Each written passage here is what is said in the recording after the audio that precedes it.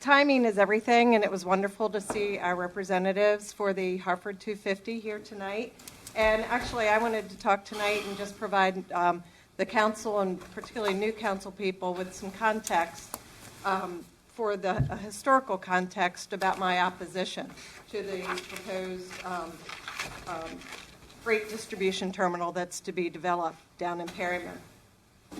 The Perryman Peninsula was once home to indigenous people of the Susquehannock and Massasoit tribes who were driven out by the development that began in the 1600s by Captain John Smith.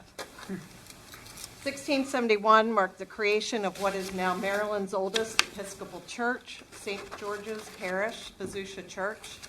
Trucks now rumble by the church, also going down on residential roads that aren't designed for tractor trailers.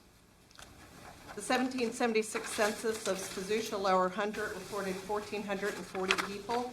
790, or 55%, were white.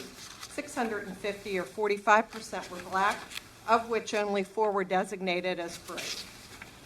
Proportionately, by any standards, a nearly 1-to-1 ratio of free to slave is significant, particularly when compared to the entire population of the 13 mainland colonies where slaves comprised only about 20% of the population. Existing architectural surveys provide evidence that slavery was practiced on the peninsula. According to survey HA 1722, Perryman is the only canning community to remain fairly intact.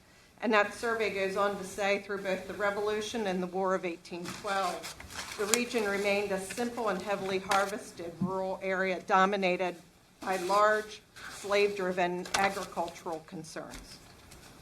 According to 18 HA 193, Hopewell Farm Complex, the BG&E Perryman Historic Sites 1 and 2, per that survey, the property could provide information concerning Maryland's black population at the time slavery was practiced.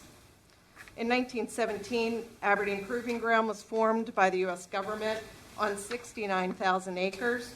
35,000 acres were upland, and 34,000 acres were swamp and tidal lands.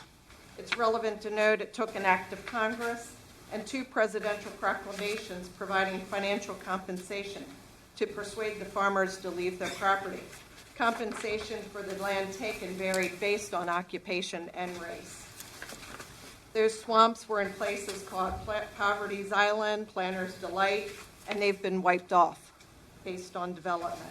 So there's no doubt that slavery was practiced in the peninsula, and we have an opportunity to review that property that's being proposed for development, respect the lives that were lost on that property. And as Jacob indicated, our council person, history can slip through our fingers if we're not careful. And that's what's coming in Perryman.